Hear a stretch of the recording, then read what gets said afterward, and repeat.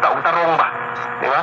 Kay doon ay assurance gikan sa atong presidente nga kalma na ta, kay walay gihimo ang gobyerno ug dili sila mopugos og sulod sa Senado. Mo na atong gusto madungog, no?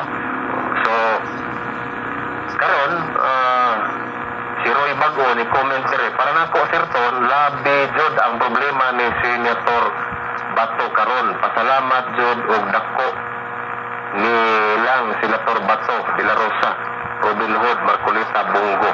Kani sila rong jud ni ilagibuhat jud nila ang tanan para sa pagbabago ng bayan. Kanang mga side sa bangag maong muingon na sila ana kay kontento naman sila sa ilang kinabuhi, naghuwat sa operasyon sa Purpis.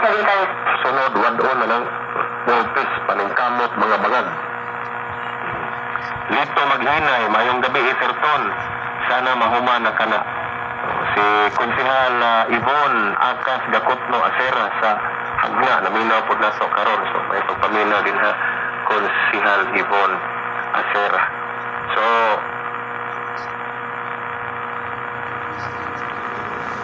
okay, so at least mga igala, no, atong naklaro. Wapag gani manguli rin mga senador, napaghapon sila sa Senado, kay naa na lagi dito ang articles of impeachment, di man sad ingon mo forthwith. So karon nga naa na dito ilang giasikaso.